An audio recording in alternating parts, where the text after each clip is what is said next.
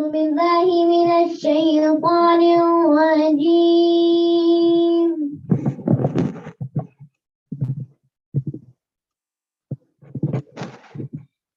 بسم الله الرحمن الرحيم.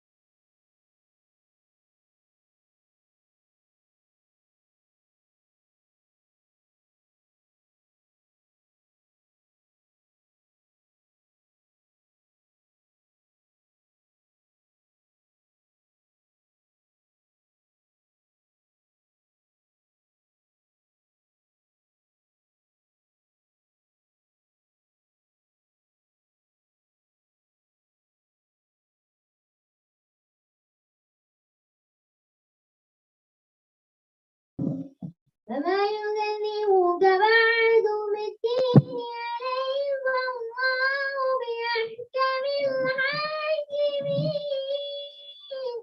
صدق الله العلي العظيم.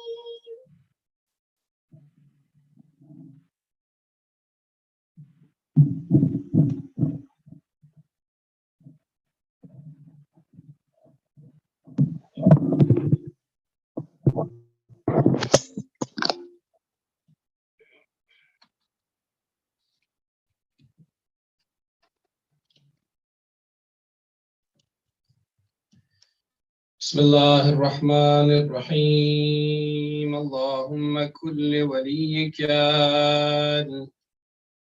الحجة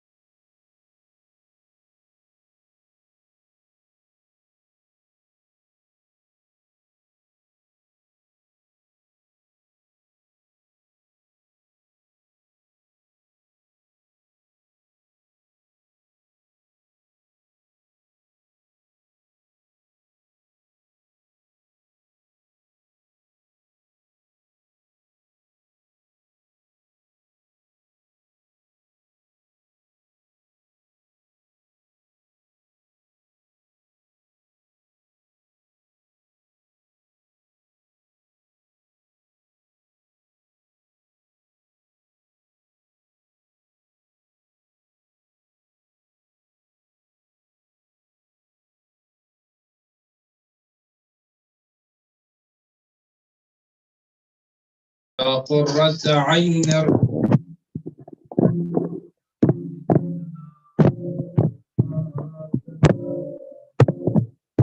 إنا توجهنا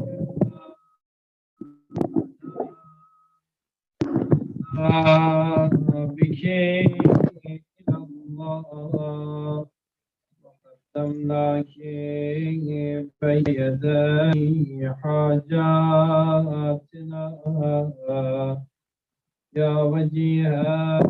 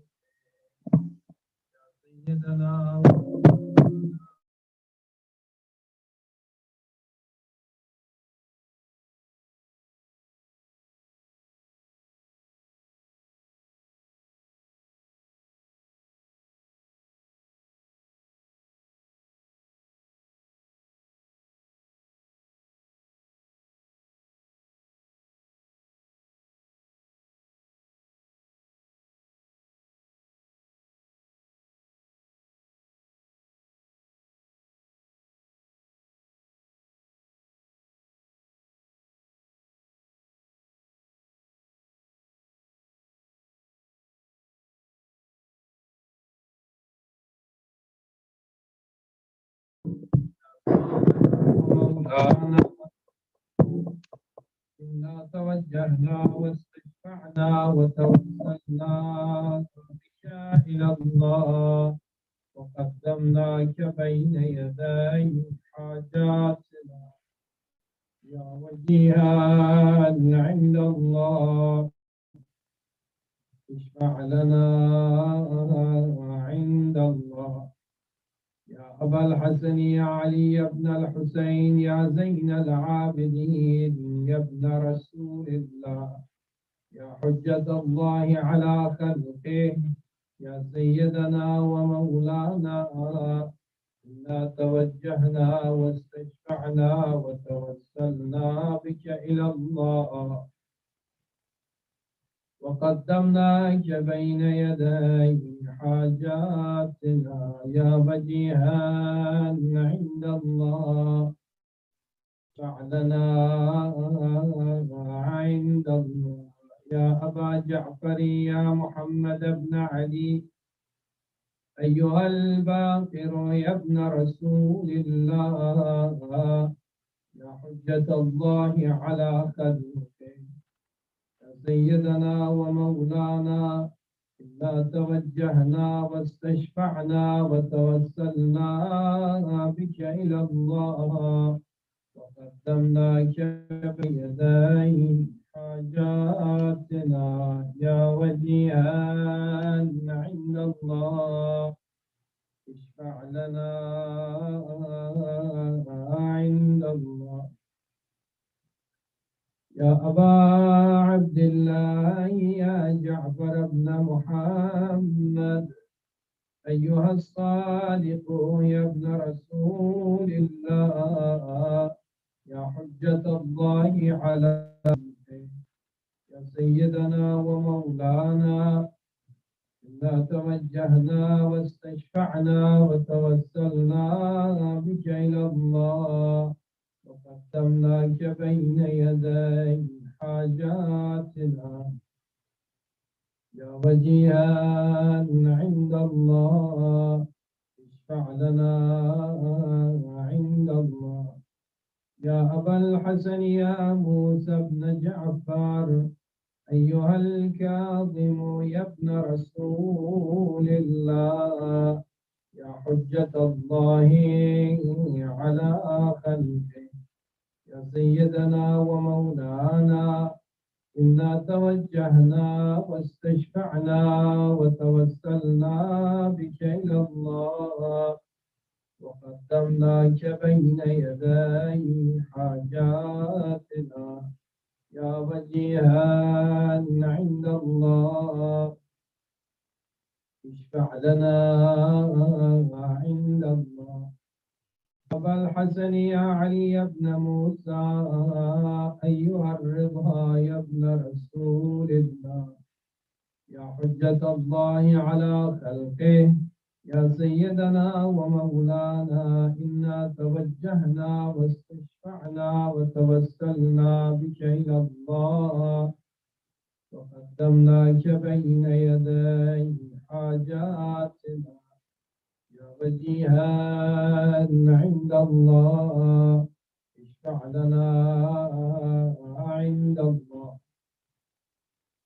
يا أبا جعفر يا محمد بن علي أيها التقي الجواد يا ابن رسول الله يا حجة الله على خلقه يا سيدنا ومولانا إنا توجهنا واستشفعنا وتوسلنا بك إلى الله وقدمناك بين يدي حاجاتنا يا وجيها عند الله اشفع لنا عند الله يا أبا الحسن يا علي بن محمد أيها الهادي النقي ابن رسول الله يا حجة الله على خلقه يا سيدنا ومولانا إنا توجهنا واستشفعنا وتوسلنا بك إلى الله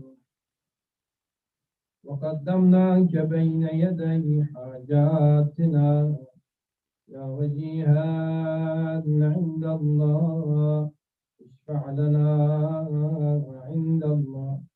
يا أبا محمد يا حسن بن علي أيها الزكي العسكري يا ابن رسول الله يا حجة الله على خلقه يا سيدنا ومولانا إنا توجهنا واستشفعنا وتوسلنا بك إلى الله وقدمناك بين يدي حاجاتنا يا وجيها عند الله اشفع لنا عند الله.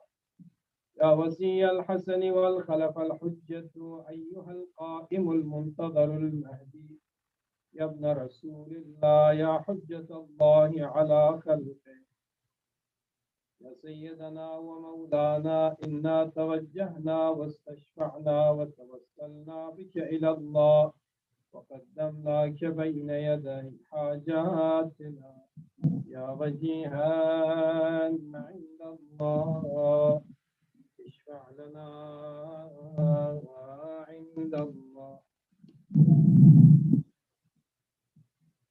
يا سادتي وموالي إني توجهت بكم أئمتي وعدتي ليوم فقري وحاجتي إلى الله وتوسلت بكم إلى الله واستشفعت بكم إلى الله فاشفعوا لي عند الله واستنقذوني من ذنوبي الله فإنكم وسيلتي إلى الله وبحبكم وبكم أرجو نجاة من الله فكونوا عند الله رجائي يا سادتي ويا أولياء الله صلى الله عليه لعن الله أعداء الله الظالمين من الأولين والآخرين آمين يا رب العالمين.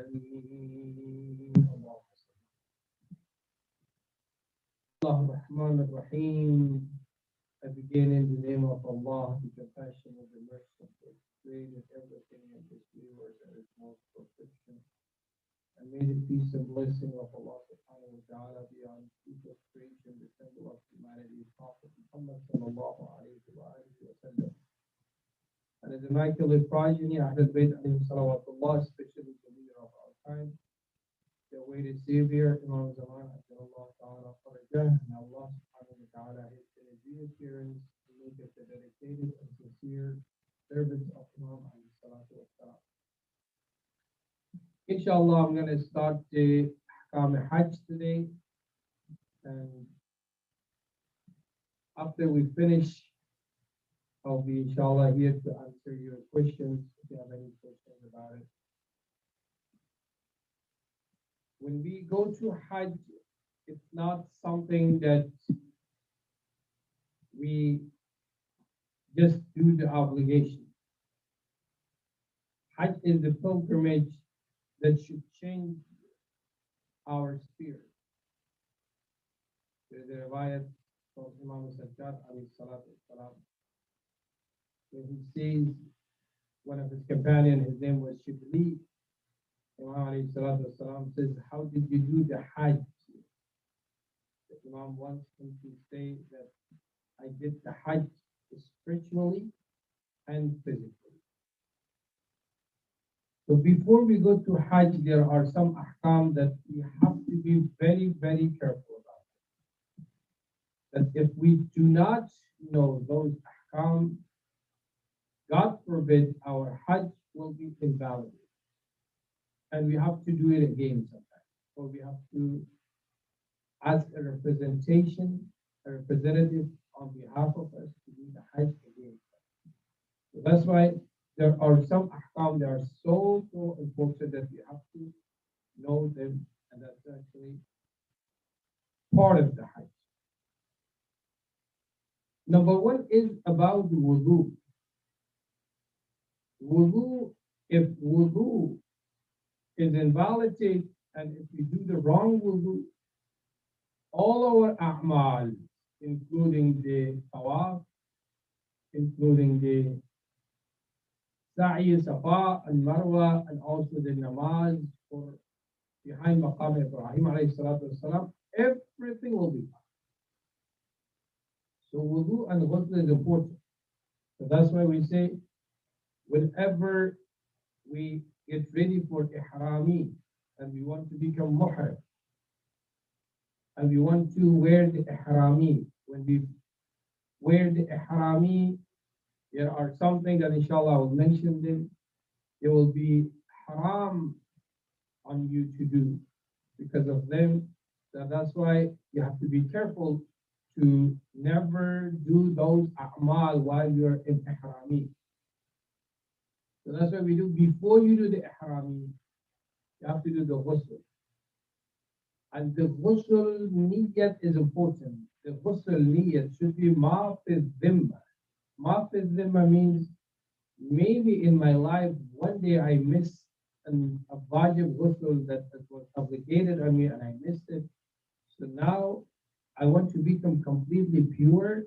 So the niyyat should be like this, ma fi dhimma, whatever is obligated on me. Maybe I missed a ghusl in my life. Inshallah, I will talk about it later.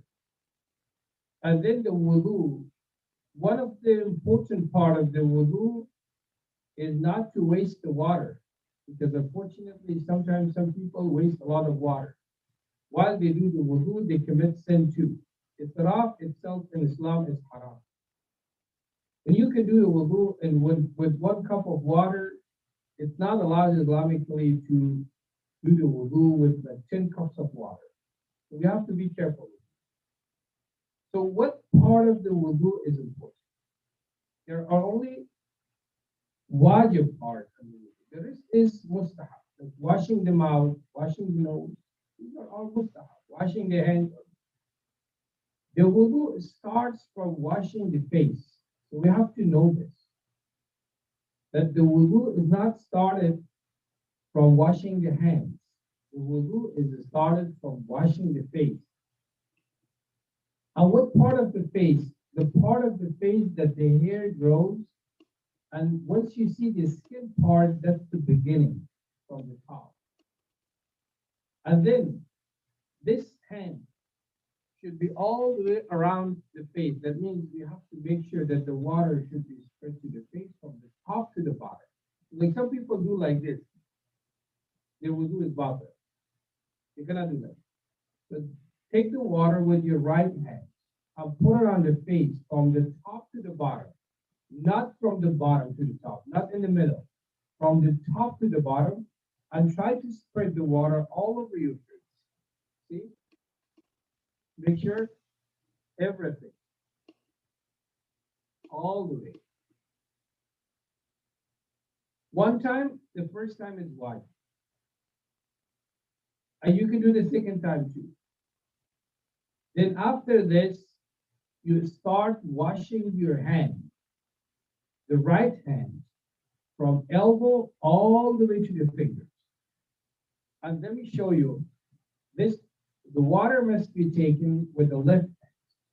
You take the water, you grab the water, and you put it from the top, upper part of the elbow, not from the elbow itself, from the upper part to make sure that it covers the elbow.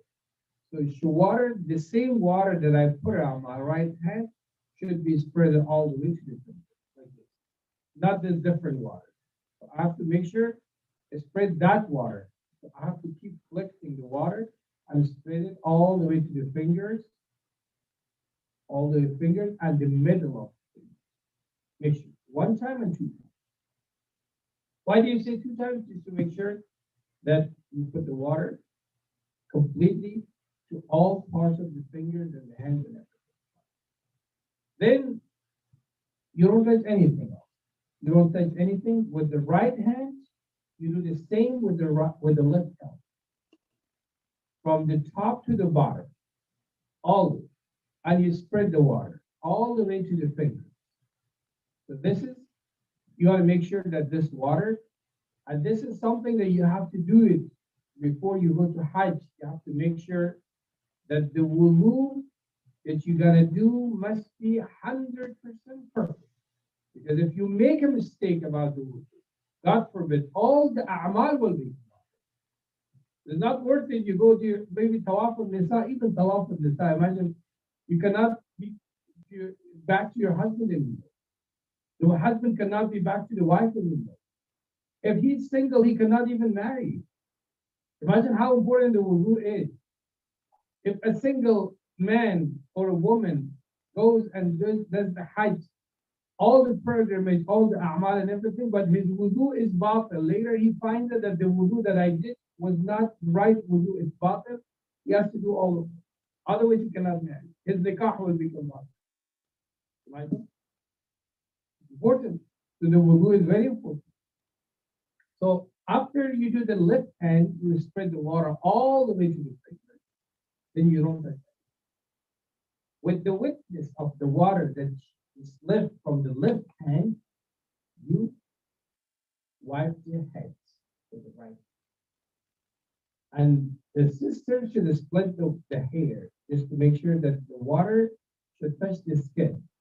And then with the right hand, the big toe all the way to the ankle, and the left, same thing with it.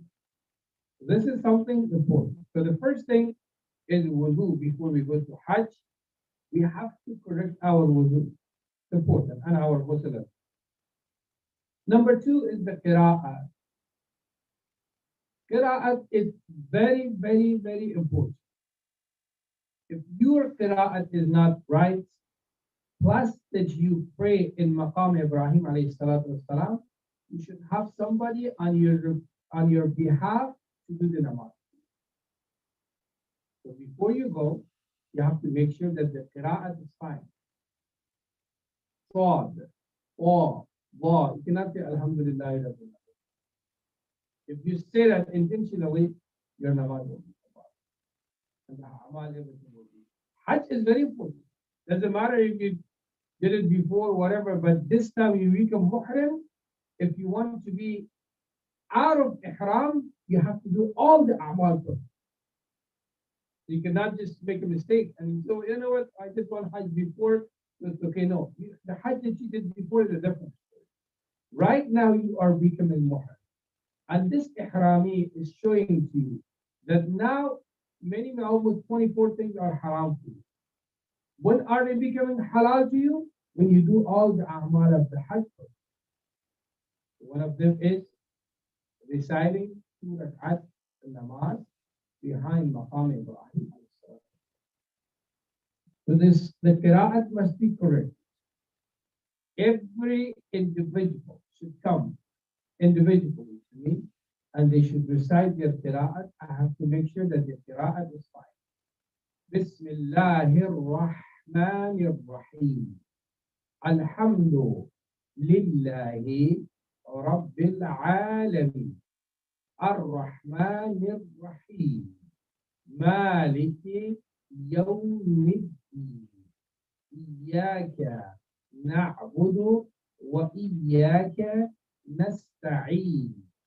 Ihdina as-siratal mustaqim. Siratal ladhina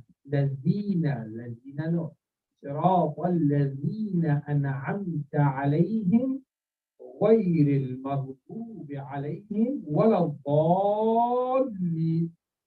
This is Surah Fatiha. Must be corrected and must be recited nicely without any mistake. And if you have a mistake and you cannot correct your mistake, you try, but you cannot. You have to recite the namaz and you have to ask somebody else to do the namaz. It's important. Otherwise, your Hajj will not be complete. It will be incomplete. Number 2, surah. Any surah. For example, Surah Al-Fatiha. You finish, you go to Surah Qul Huwallah. Bismillahir Rahmanir Rahim. Qul Huwallahu Ahad. Allahu Samad. Lam yalid wa lam yulad wa lam yakul lahu kufuwan ahad. The Hamd and Surah Qira'at is wajib. You have to correct it before. So this is another part. So far, 2 things. Number 1 is wudu and ghusl. That you have to make sure that you should know them perfect. Number 2 is the Qira'at. Number 3 is the khums. Khums is one of the wajibat. It's one of the obligations. It means when you go to Hajj, see our Imam Adhar alayhi salawatullah said that three things must be 100% pure, and you have to pay the khums before you die. Plus the other stuff is different story, but these three things 100%. Number one, your kafan. The kafan that we will go to the grave with that. It's good to buy it and pay the khums. Make it pure. You don't know who's gonna take it and who, when you wear it, are they gonna pay the khums or not? Number two, pay the khums of the dowry. Like if the man wants to give a dowry for the wife, before that you should make sure that he pays the khums. Number three is the money of Hajj. Before you go to Hajj, whatever money it is, you should right away separate the khums. And you cannot separate the khums by yourself. You have to remember, khums is something wajib. Only mujtahid and representative of marja' can talk. And you, as a follower of marja', you need to see that representation within your eye. For example, I say, you know what, I am the representative of my life. You never say it, I want to see your t-shirt. Then I have to say it. I have it in my phone, it's ready, anything. So everyone cannot claim that I am the representative of marja'. I have a job. You need to see when you want to pay the home. You need to see from the person, or you have to make sure that he's telling you the truth. You trust him 100%, or you trust the person that you know he's not lying or she's not lying. 100%. So this is the third thing. The homes, if you don't pay the homes and you go and come back, you waste time. And you did nothing. If it's, for example, $10,000, you have to pay $2,000. This is something that's actually very important. So far, how many things? Wudu, qira'at, and khums. Number four, wasiyyah, well. You should write a well. You should write it before you go to Hajj. Talk about everything. First of all, you should know the ahkam of miras, inheritance. What is the ahkam of inheritance? For example, you're a mother and you're also a wife. If I have for example, $40, how much is going to go to my husband? For example, 1/4 is going to the husband if you have a child. So you should write it down. For example, I have $40, $10 is going to go to my husband. $30 is left. You have one daughter, one son. From that $30, $20 is going to your son, $10 is going to your daughter. You have to mention. You have the right to do the wasiyyah on 1/3 of your property. Then 1/3, you can write it, for example, okay, I have $90, $30, I want to give it to Baytul Ma'al. So when I die, I want the money to be given to Baytul Ma'al. For example. So the ahkam else, you have to know it. She come and ask you what to do. Because everyone's situation is different. Everyone's position is different. Your mother, your wife, your husband, sometimes they're divorced, sometimes the husband died. Some people, they don't have children. So ahkam is different for everyone. Please come and ask me. That's what I'm here for. So don't think that, you know what, something simple. So I write, you know what, I like my son better than my daughter. Let me give him like $90 and then $10. That wasiyyah that you're going to write must be according to the Islam, not according to your desire.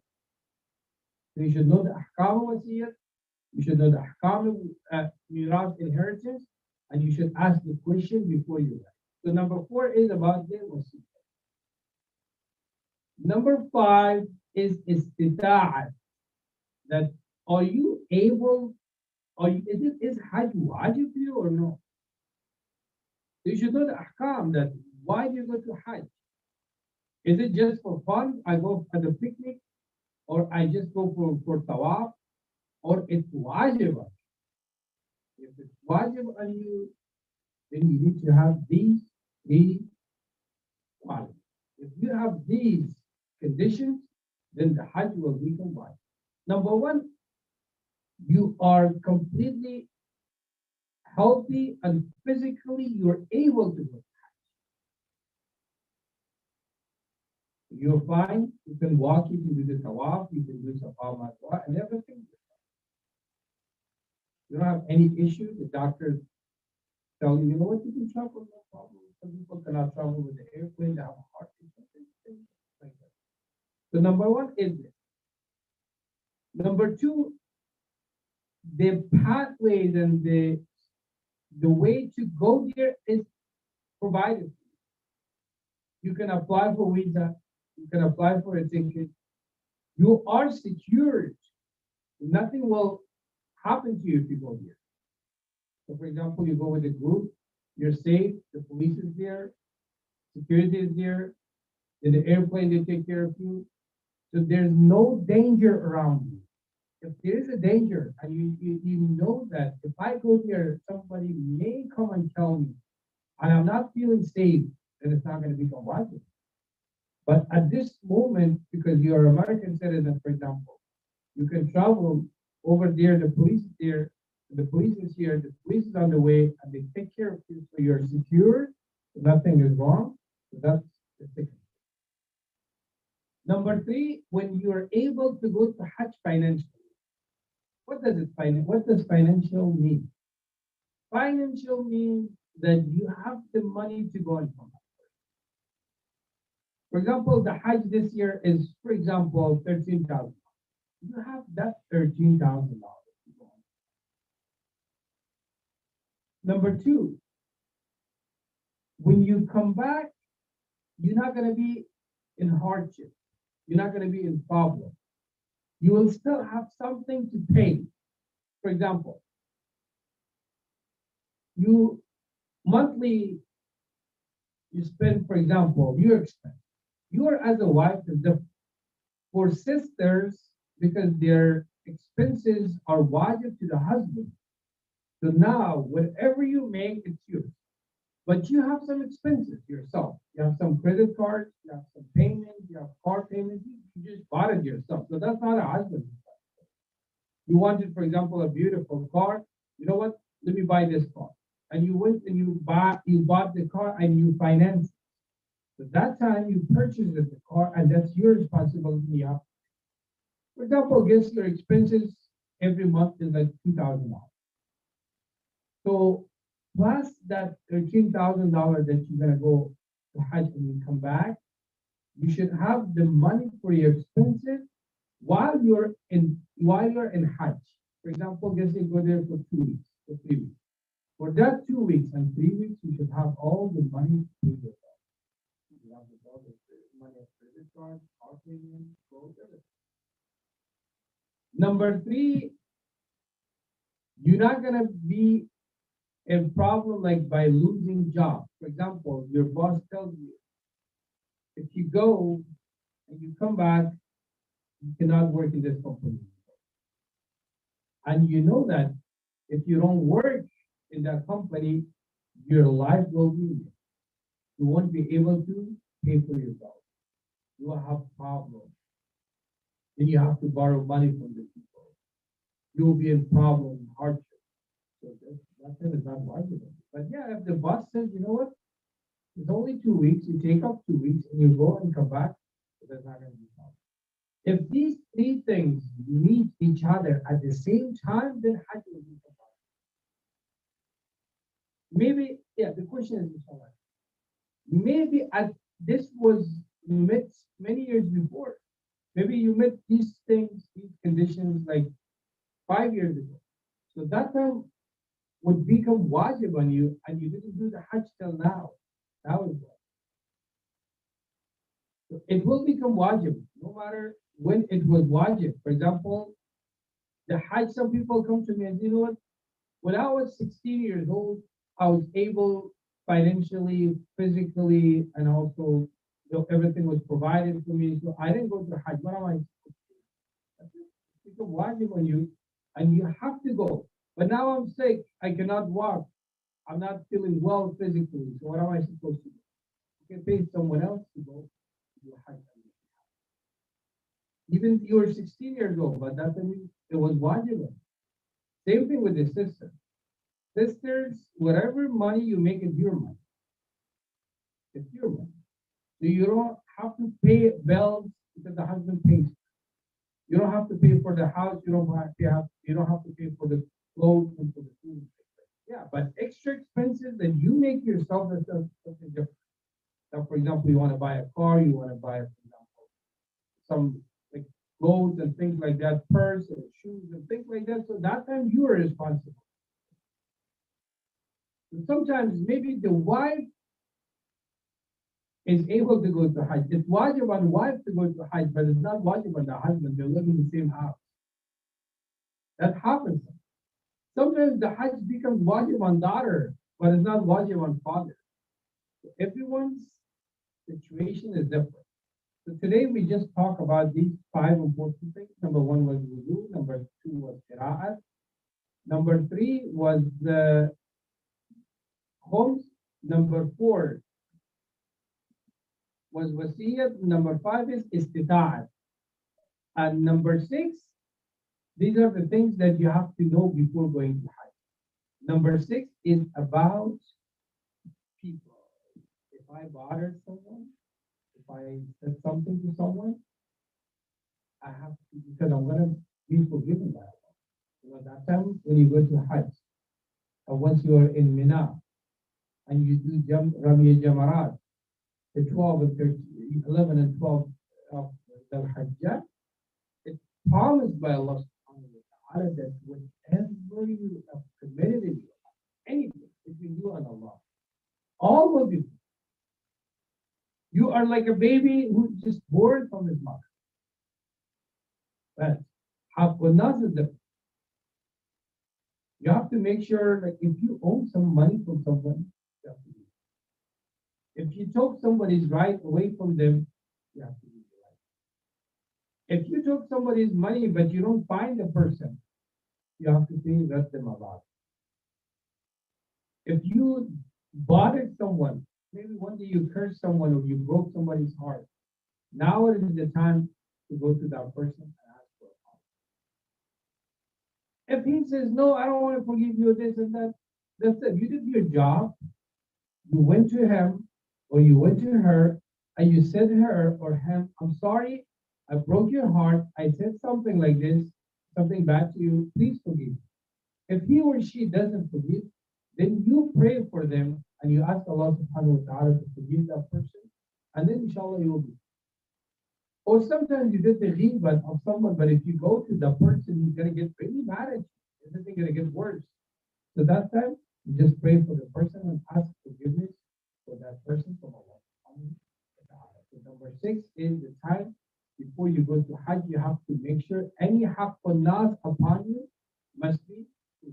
So this is about six important points, and inshallah ta'ala, we're going to talk about the Hajj, Umrah, and Hajj Tamattu, what are wajib in Hajj Umrah, what are wajib in Hajj Tamattu. Inshallah, we're going to talk about it next class. Wassalamu alaikum jami'an.